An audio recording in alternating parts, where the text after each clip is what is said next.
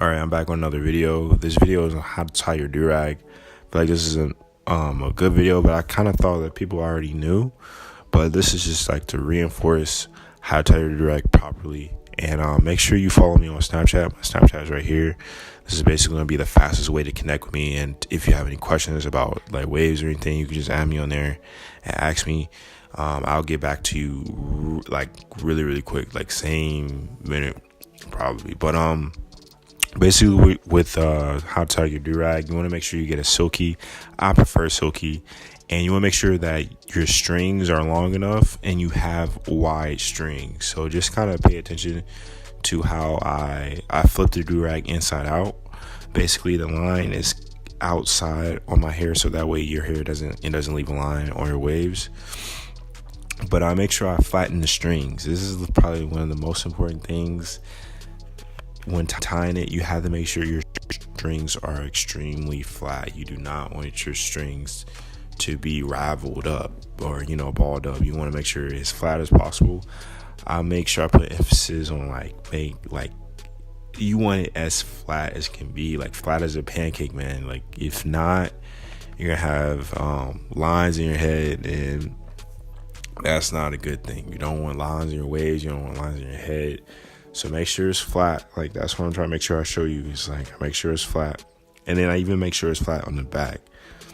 So it's kind of hard to show you like trying to tie in it, but I make sure it's as flat as possible. So that way I don't have any errors on the front or the back. So another thing with flattening it, it makes sure your waves are even out throughout. Whenever your strings are balled up or when it's raveled, you'll notice that line and you'll miss areas of your hair. Like you'll miss certain wave patterns. So just make sure you flatten it so that way you get every area in your hair and you're not missing anything. So make sure it's completely flat, man. But yeah, I just pretty much just tie it in the back. This is probably like one of the easiest, simplest ways to tie one.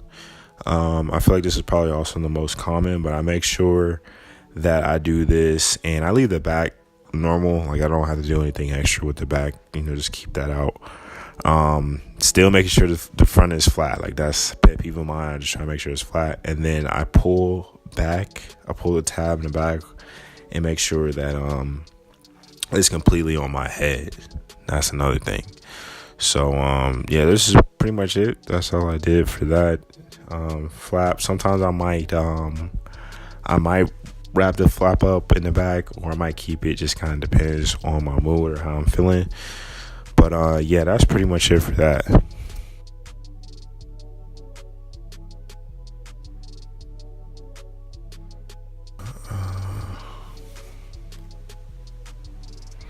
Okay, so the next style is how I tie it if I'm tying it in the front.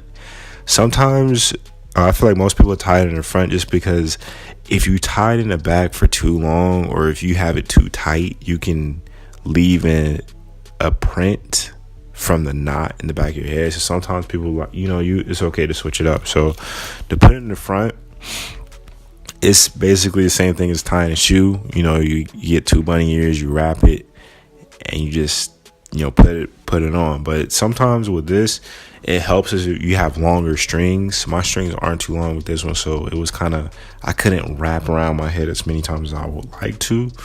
But just take the bunny ears, and then when you're on your way, just just pretty much just tie it, and then you're done. It's a simple knot, and that way you won't have a big print in the back of your neck because you tied it too tight, which is gonna happen sooner or later.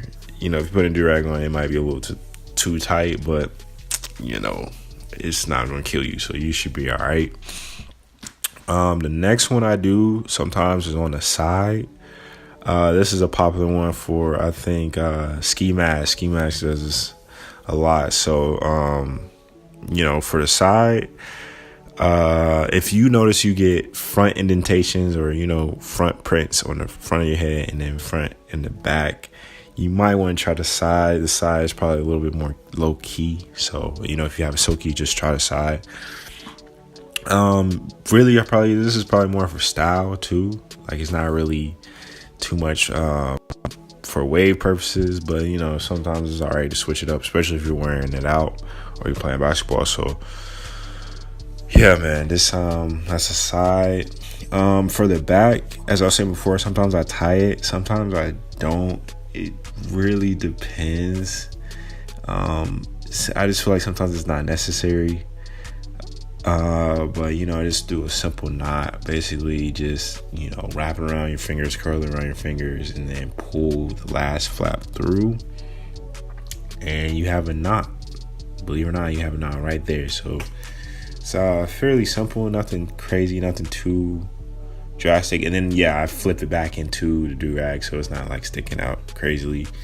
But yeah, it's pretty simple, nothing too crazy. But you know, sometimes the side is okay. It just kind of depends on what I'm feeling.